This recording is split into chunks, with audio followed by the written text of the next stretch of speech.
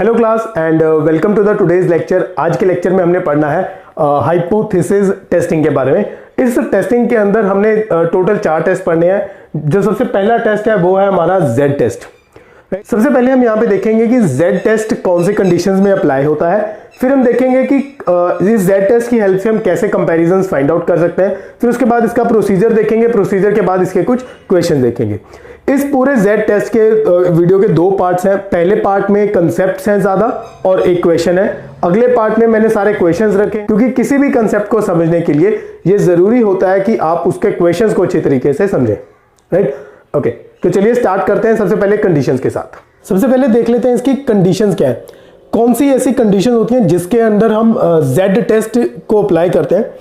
देखिए, जब आपके सामने कोई क्वेश्चन आता है, चाहे वो आपको कोई एग्जाम में पूछे या कोई आपको रियल लाइफ में पूछे, तो वो कभी आपको ये नहीं कहता कि apply Z test on it. ठीक है, वो बस आपको एक कंडीशन देता है और आपको उसकी टेस्टिंग खुद करनी होती है। पहले आपको ये डिसाइड करना होता है कि उसके ऊपर टेस्ट लगेगा कौन सा। राइट, तो उस केस में जेड टेस्ट कब लगता है वो देखते हैं। तो जेड टेस्ट की सबसे पहली कंडीशन, जो सबसे मेजर और इंपॉर्टेंट कंडीशन है, sample size should be large. कि जो सैंपल आपने पॉपुलेशन से ड्रॉ किया है वो उसका साइज जो है वो काफी लार्ज होना चाहिए। अब यहां पे बच्चों को डाउट ये रहता है कि सर लार्ज मतलब कितना लार्ज, कि हमें कोई नंबर पता हो कि इससे बड़ा नंबर हुआ तो लार्ज काउंट करेंगे, इससे नंबर छोटा हुआ तो स्मॉल काउंट करेंगे। तो इसके लिए जो नंबर डिसाइड हुआ है वो नंबर है 30।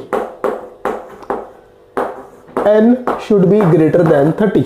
कि आपका अगर नंबर, जो साइज सैंपल का साइज है, अगर उसके नंबर ऑफ एलिमेंट्स 30 से बड़े हैं तो उस केस में आप कहेंगे कि सैंपल साइज जो है आपका लार्ज है।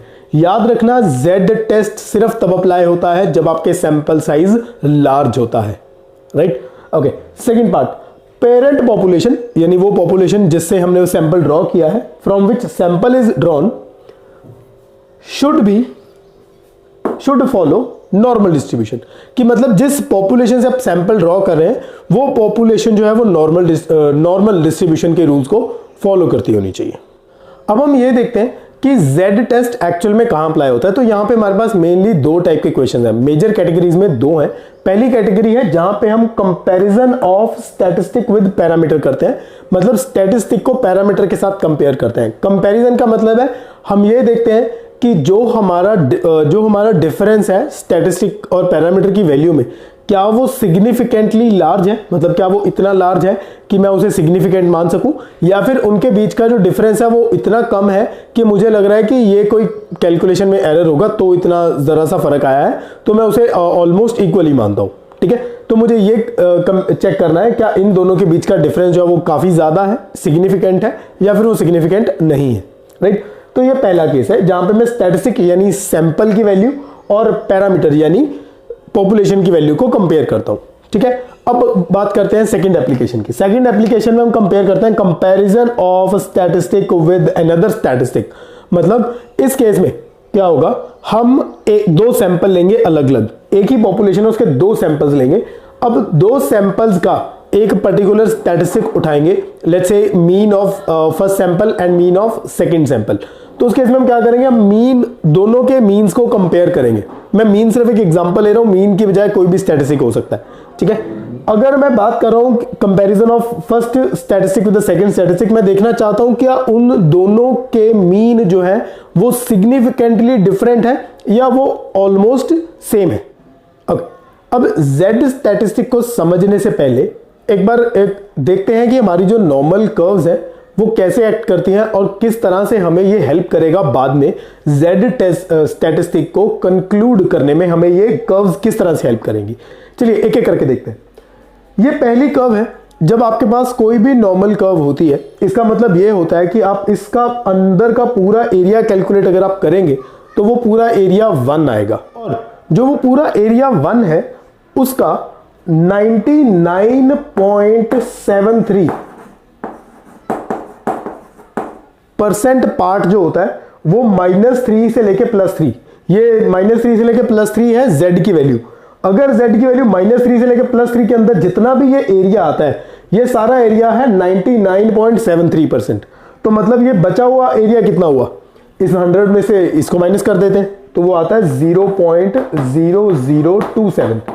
अब इसका मतलब क्या है, अगर आपको मालूम हो तो ये जो रीजन होता है हमारा, ये रीजन होता है जिसमें हम कहते हैं कि हमारी नल हाइपोथेसिस एक्सेप्ट हो रही है, राइट। अगर मेरे एरिया की वैल्यू, मेरी प्रोबेबिलिटी की वैल्यू अगर इस एरिया के अंदर आ जाती है, मेरे z की वैल्यू, तो मैं कहता हूं मेरा नल हाइपोथेसिस एक्सेप्ट हो रहा है।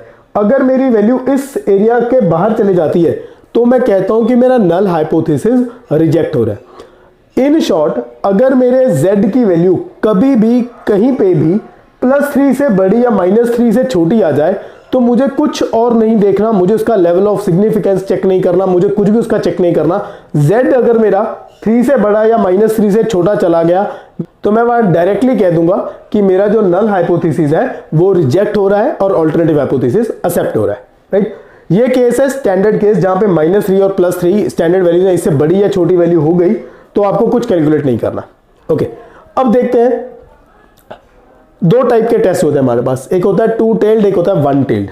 और 2 टेल्ड में हमारे पास 5% लेवल ऑफ सिग्निफिकेंस है और 1% लेवल ऑफ सिग्निफिकेंस है, ठीक है। यहां पे भी 1 टेल्ड में 5% लेवल ऑफ सिग्निफिकेंस है और 1% लेवल ऑफ सिग्निफिकेंस है। अगर आपके पास 5% लेवल ऑफ सिग्निफिकेंस है और आप 2 टेल्ड टेस्ट कर रहे हैं तो इसका मतलब यह है कि 1.96 ये वैल्यू स्टैंडर्ड है, आपको याद रखनी होगी, ये टेबुलेटेड वैल्यू है, राइट। अब इसका मतलब क्या है 5% का? 5% का मतलब होता है रिजेक्शन जो है वो 5% होना चाहिए। इसका मतलब जो ये सारा एरिया आएगा इधर वाला, जिसे हम रिजेक्शन रीजन बोलते हैं, right, area of this region is a rejection region, right. ये एरिया, इस पूरे एरिया का जो पूरा नॉर्मल कर्व के अंदर आ रहा है, ये इसका 5% है टोटल। 2.5% यहां है, 2.5% यहां है, मतलब अंदर ये सारा 95% है। ये तब जब 1% लेवल ऑफ सिग्निफिकेंस है, तब ये वैल्यू 1.96 से बड़ी होगी तो रिजेक्शन है, -1.96 से छोटी होगी तो भी रिजेक्शन है। सिमिलरली 1% केस के अंदर ये सारा एरिया 99% हो जाता है और जो ये आउटर एरिया है, ये वैल्यू, ये आउटर एरिया जो है ये सिर्फ 1% कंट्रीब्यूट करता है। 0.5% यहां पे है, 0.5% यहां पे है। तो ये जो वैल्यू है -2.58 + 2.58, ये टेबुलेटेड वैल्यू है अगर आपका टेस्ट 2 टेल्ड है और लेवल ऑफ सिग्निफिकेंस 1% है। सिमिलरली अगर आप 1 टेल्ड की बात कर रहे हैं, अगर आपका लेवल ऑफ सिग्निफिकेंस 5% है तो आपकी वैल्यू होगी 1.645, राइट। इसके लेफ्ट पे जितना भी रीजन है, इवन ये सारा भी, ये सारा रीजन जो है एक्सेप्टेड रीजन है, ये रिजेक्टेड रीजन है, ठीक है। यहां पे ये सारा जो एक्सेप्टेड रीजन है ये 95% है, इधर वाला रीजन 5% और ये स्टैंडर्ड वैल्यू है 1.645। सिमिलरली जब हम 1% की बात करते हैं तो ये सारा रीजन 99% हो जाता है, ये रीजन 1% हो जाता है और इसकी स्टैंडर्ड वैल्यू है 2.33। अब जो ये वैल्यूज है 1.645, 2.33, -2.58, -1.96 और ये -3 + 3, -3 + 3 तो आपको याद ही रखना पड़ेगा। ये वाली values most of the times आपको क्वेश्चन पेपर में गिवन होती है, बट आई विल सजेस्ट कि एटलीस्ट ये 4 वैल्यूज आपको याद हो। अब देखते हैं इसका प्रोसीजर क्या है। ध्यान से देखिएगा, प्रोसीजर को स्टेप बाय स्टेप समझेंगे। जैसे प्रोसीजर कर रहे हैं उसी सेम प्रोसीजर से हमें अपने क्वेश्चंस को भी सॉल्व करना है। तो एक बार इस प्रोसीजर को ध्यान से समझिए। जब भी हमारे पास क्वेश्चन आएगा उसको जब हम थॉरोली 2 से 3 बार पढ़ लेंगे, उसके बाद हमारा सबसे पहला स्टेप होगा set up a null hypothesis. मतलब हमें क्वेश्चन को देख के उसके पहले नल हाइपोथेसिस को सेटअप करना होगा। फिर सेकंड स्टेप है हमारा सेट अल्टरनेटिव हाइपोथेसिस। जब हमारे पास नल हाइपोथेसिस आ जाता है तो अल्टरनेटिव हाइपोथेसिस को सेटअप करना बहुत आसान हो जाता है। बट लेकिन इसमें हमें ध्यान रखना पड़ता है, क्वेश्चन टू क्वेश्चन जो अल्टरनेटिव हाइपोथेसिस है वो 2 टाइप का हो सकता है। मैंने हाइपोथेसिस टेस्टिंग के वीडियो में से डिटेल से डिस्कस किया हुआ कि किस तरह के 2 अल्टरनेटिव हाइपोथेसिस हो सकते हैं। वो जब हम क्वेश्चन करेंगे तब भी आपको समझ में आ जाएगा। जब आपका अल्टरनेटिव हाइपोथेसिस सेटअप हो जाएगा फिर आप देखेंगे कि आपका लेवल ऑफ सिग्निफिकेंस क्या है, ठीक है। ये लेवल ऑफ सिग्निफिकेंस यूजुअली 5% होता है, कुछ केसेस में ये 1% होता है, बट लेकिन वो क्वेश्चन में इसको कुछ भी परसेंटेज हमें दे सकता है, राइट। ये लेवल जो है ये हमें क्वेश्चन में गिवन होता है, राइट, ओके। उसके बाद जब हमें लेवल ऑफ सिग्निफिकेंस भी पता लग गया, हमने क्वेश्चन में देख लिया, फिर हमारा मेन पार्ट आता है जो क्वेश्चन का मेन हीरो है, वो है टेस्ट स्टैटिस्टिक। हमें वो वैल्यू कैलकुलेट करनी होती है जो हमें फिर कंपैरिजन करने में हेल्प करेगी, जो हमें ये बताएगी कि जो हम टेस्ट कर रहे हैं वो टेस्ट जो है वो किस हाइपोथेसिस को सपोर्ट करता है। वो नल हाइपोथेसिस को एक्सेप्ट करने के लिए कह रहा है या फिर वो अल्टरनेटिव हाइपोथेसिस को एक्सेप्ट करने के लिए कह रहा है। ये हमारा मेन पार्ट है पूरे टेस्टिंग का। ठीक है, इसे कैसे कैलकुलेट करना है ये आगे हम क्वेश्चंस में देखते हैं। नेक्स्ट पार्ट है, लास्ट पार्ट, कंक्लूजन। कंक्लूजन में हम क्या करते हैं, जो टेस्ट स्टैटिस्टिक हमारे पास आ जाता है फिर इसको कंपेयर करते हैं। कंपेयर किसके साथ करते हैं, एक वैल्यू जो हमने कैलकुलेट करी z, इसे बोलते हैं हम कैलकुलेटेड वैल्यू। एक ऑलरेडी वैल्यू हमारे पास अवेलेबल होती है, ये इस लेवल ऑफ सिग्निफिकेंस की हेल्प से मिलती है हमें, इसे बोलते हैं टेबुलेटेड वैल्यू। फिर हम क्या करते हैं, इस कैलकुलेटेड वैल्यू को इस टेबुलेटेड वैल्यू के साथ कंपेयर करते हैं। जब कंपेयर करते हैं तो उसके बाद हमें फिर एक फाइनल कंक्लूजन पे पहुंचते हैं कि हमें नल हाइपोथेसिस को एक्सेप्ट करना है या अल्टरनेटिव हाइपोथेसिस को एक्सेप्ट करना है। राइट, अब एक छोटा सा पॉइंट है प्रोपोर्शन और प्रोबेबिलिटी। ये हमने क्वेश्चंस में बहुत ज्यादा यूज करना है, तो इसलिए एक बार मैं इसके लिए छोटा सा क्लिप और बना रहा हूं ताकि आप इसको समझ पाएं कि प्रोपोर्शन का मतलब क्या होता है। अगर मान लीजिए कि मेरे पास टोटल 500 मैंगोज है, ठीक है, इसमें अलग अलग टाइप के मैंगोज इसमें मिक्स हैं, तो अलग अलग टाइप के मैंगोज पड़े हैं इसमें। अब इन 500 मैंगोज के अंदर अगर मैं बोलूं कि इसमें जो है टोटल 50 मैंगोज वो खराब है, 50 मैंगोज दे आर बैड, कि वो अब खाने लायक नहीं रहे, तो मैं आपसे क्वेश्चन ये पूछ रहा हूं कि इस 500 का कितना पार्ट, इस 500 मैंगोज का कितना पार्ट है जो खराब हो चुका है। राइट, तो पार्ट एज इन उसे हम बोलते हैं proportion. How much proportion of this 500 mangoes is bad, so the answer will be number of mangoes which are bad divided by total mangoes. This is what we called proportion of a bad mangoes in total mangoes. Okay, in one way, एक तरीके से मैं ऐसा भी बोल सकता हूं कि यहां पे जो वर्ड बैड हम यूज कर रहे हैं, वो वर्ड बैड जो है वो ये कहना चाह रहा है कि वो एक मैंगो की प्रॉपर्टी है।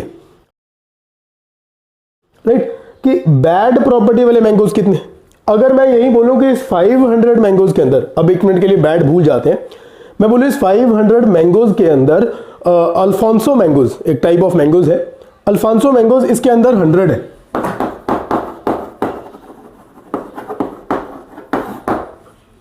ठीक है, अब मैं पूछूं what proportion of this lot of mangoes have Alphonso mangoes, कितना प्रोपोर्शन इस मैंगोज का अल्फांसो है। तो उस केस में आप कहेंगे कि सर सिंपल है, प्रोपोर्शन कैलकुलेट करना है, जितने हैं जितने मैंगोज उस पर्टिकुलर प्रॉपर्टी यानी अल्फांसो की प्रॉपर्टी को सेटिस्फाई कर रहे हैं उसको आप ऊपर रख लीजिए, डिवाइड कर दीजिए टोटल के साथ। तो अल्फांसो मैंगोज का प्रोपोर्शन कितना होगा, 100/500। सिंपल है, तो यहां तक वर्ड प्रोपोर्शन आई होप समझ में आ गया होगा। अब आप बात करते हैं प्रोबेबिलिटी की। अगर आप ध्यान से देखें तो प्रोबेबिलिटी में भी हम यही करते हैं। अगर मैं बोलूं कि इसके अंदर 50 मैंगोज खराब है, फाइंड द, और आपने एक मैंगो ड्रॉ किया, find the probability that drawn mango is bad, the drawn mango is not good. So उस केस में आप क्या कहेंगे कि सर प्रोबेबिलिटी है, नंबर ऑफ फेवरेबल आउटकम्स 50 है, टोटल 500 है, तो probability of drawing one bad mango out of these 500 is this much. Similarly what is the probability of drawing a Alphonso mango, in that case you will say कि sir favourable 100 है, total 500 है, तो उस case में भी हमारी जो probability होगी वो 100/500 होगी। तो एक वे से अगर देखा जाए तो प्रोपोर्शन और प्रोबेबिलिटी सेम है। ठीक है, इनको देखने का जो विजन है, जिसे हम विजन बोलते हैं, वो हो सकता है अलग हो, बट लेकिन क्वेश्चन के अंदर अगर बात वो प्रोपोर्शन की कर रहा है या वो बात प्रोबेबिलिटी की कर रहा है, तो हमें उन्हें सेम ही ट्रीट करना है। अब जो इनका स्टैंडर्ड एरर है, मतलब प्रोपोर्शन या प्रोबेबिलिटी की बात है, स्टैंडर्ड एरर का फॉर्मूला क्या है, P/Q/N। ये P जो है ये पॉपुलेशन का प्रोपोर्शन है, Q जो है ये 1 - P है। अगर आपको याद होगा, P हमारा प्रोबेबिलिटी ऑफ सक्सेस होता था, Q हमारा प्रोबेबिलिटी ऑफ फेलियर होता है। इस पॉपुलेशन के अंदर एक बहुत इंपॉर्टेंट पॉइंट है जो हमने लगभग हर क्वेश्चन में यूज करना है, और अगर आप वो क्वेश्चन डायरेक्ट बुक में देखेंगे तो आपको हो सकता है कि ये बात समझ में ना आए, क्योंकि ये कहीं मेंशन नहीं है अच्छे से, कि जब भी आपके साथ आपके पास अगर पॉपुलेशन प्रोपोर्शन की वैल्यू क्वेश्चन में गिवन है डायरेक्टली और इनडायरेक्टली, तब तो ठीक है, ठीक है। बट अगर आपको पॉपुलेशन प्रोपोर्शन की वैल्यू क्वेश्चन में गिवन ही नहीं है, बट आपको सैंपल के प्रोपोर्शन की वैल्यू गिवन है, उस केस में आप क्या करते हैं, जो सैंपल के प्रोपोर्शन की वैल्यू है उसको आप पॉपुलेशन के प्रोपोर्शन की वैल्यू मान सकते हो। इसके पीछे का एक रीजन है, छोटी सी स्टोरी है, वो किसी और वीडियो में डिस्कस करेंगे। जो पॉपुलेशन का प्रोपोर्शन है उसे हम कैपिटल पी मानते हैं, जो हमारा सैंपल का प्रोपोर्शन होता है, सैंपल का प्रोपोर्शन होता है उसे हम स्मॉल पी कहते हैं, ठीक है। अगर आपके पास पी क्वेश्चन में डायरेक्टली गिवन है तो ठीक है, अगर कैपिटल पी डायरेक्टली गिवन नहीं है तो स्मॉल पी की वैल्यू जो होगी उसी को ही आप कैपिटल पी कंसीडर कर लेंगे। कैलकुलेशन। अब देखते हैं नेक्स्ट क्वेश्चन। ध्यान से फिर से मैं कहूंगा कि एक बार वीडियो को पॉज करके इस क्वेश्चन को 2-3 बार थॉरोली पढ़ ले कि ये क्वेश्चन में क्या क्या रहा है वो। एक बार मैं पढ़ देता हूं। In a sample of 1000 people in Maharashtra 540 are rice eaters and the rest are wheat eaters. एक स्टेट में के 1000 लोगों का सैंपल लिया गया, उन 1000 लोगों में से 540 जब पूछा गया लोगों से तो 540 ऐसे लोग थे जो राइस खाना पसंद करते थे, और जो बाकी के बचे हुए लोग थे वो व्हीट ईटर्स थे, यानी वो कनक खाते थे। 540 अगर राइस ईटर्स हैं तो बचे हुए 460 जो होंगे वो व्हीट ईटर्स होंगे।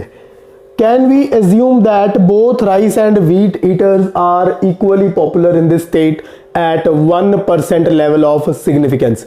क्वेश्चन में मुझे सिंपली ये कहना चाहता है कि वैसे तो ये एक सैंपल है, क्योंकि महाराष्ट्र में बहुत सारे लोग हैं, हर किसी से ये पता कर पाना कि कौन लोग कितने लोग राइस खाते हैं, कितने लोग व्हीट खाते हैं, ये बहुत मुश्किल हो सकता है। तो उस केस में हमने क्या किया, हमने ये सैंपल ले लिया है। ओके, अब हमारे पास क्वेश्चन आ चुका है। अब हमें स्टार्ट करना है प्रोसीजर के साथ। सबसे पहला स्टेप क्या था, सेटअप अ नल हाइपोथेसिस। मैं यहाँ पे नल हाइपोथेसिस सेटअप कर रहा हूँ। उन्होंने बोला कि are equally popular in this state, कि अब हमें चेक करना है कि वो इक्वली पॉपुलर है या नहीं है। ओके, जब मैंने अब अपना एच नॉट लिया है, वो लिया rice and wheat are equally popular, यानी जो मेरा नल हाइपोथेसिस है वो कहता है कि पूरे महाराष्ट्र के अंदर राइस एंड व्हीट खाने वाले लोगों की जो अमाउंट है जो वो सेम है। H1 जो मेरा ऑल्टरनेटिव हाइपोथेसिस है, जो कि मेरा सेकंड स्टेप होता है प्रोसीजर का, वो कह रहा है rice and wheat are not equally popular. ठीक है, अब ये कहना चाहता है कि जो मेरा पॉपुलेशन प्रोपोर्शन है वो सेम है। अगर मेरा पॉपुलेशन प्रोपोर्शन सेम होगा, यानी जितने राइस खाते हैं और जितने व्हीट खाते हैं, अगर ये दोनों लोग सेम है तो राइस खाने वालों की प्रोपोर्शन कितनी होगी। अगर आप ध्यान से समझेंगे ना तो ये आपको दिखाई देगा, ये 1/2 होगी। ठीक है, rice upon rice plus wheat. ठीक है, तो ये 1.2 होगी। आई होप आपको ये वाली बात समझ में आ गई हो। Okay, sample proportion. इस 1000 लोगों के सैंपल में राइस खाने वालों की प्रोपोर्शन कितनी है। इस सैंपल में हमारे पास 540 राइस ईटर्स हैं, टोटल 1000 लोग हैं, तो उनका प्रोपोर्शन कितना हुआ 540 और अपॉन 1000। सॉल्व करेंगे तो ये 0.54 आएगा। ओके, अब हमें इसका थर्ड स्टेप देखना है, जो कि था लेवल ऑफ सिग्निफिकेंस। यहां पे हमें डायरेक्टली लेवल ऑफ सिग्निफिकेंस दिया हुआ है 1% है। और अगर आप ध्यान दें कि यहाँ पे टूल टेल टेस्ट लगेगा, क्योंकि राइस एंड व्हीट हमें नॉट इक्वल दिया हुआ है, और नॉट इक्वलिटी के केस में हम उसे टू टेल टेस्ट लगाते हैं। अब टू टेल टेस्ट लगाएंगे तो 1% के केस में हमारी जो वैल्यू, जो टेबुलेटेड वैल्यू होती है, वो होती है हमारी, जिसे हम जेड अल्फा से डिनोट करते हैं, इसे टेबुलेटेड वैल्यू बोलते हैं। ये टेबुलेटेड वैल्यू होती है हमारी 2.58। ओके, अब z की वैल्यू कैसे आएगी। z की वैल्यू हमें पता है कैसे निकालते हैं। हम करते हैं पहले डिफरेंस करते हैं अपने स्टैटिस्टिक का, और उसी स्टैटिस्टिक का हम स्टैंडर्ड एरर निकालते हैं। और यहाँ पे हमारा स्टैटिस्टिक है प्रोपोर्शन, पॉपुलेशन प्रोपोर्शन और सैंपल प्रोपोर्शन।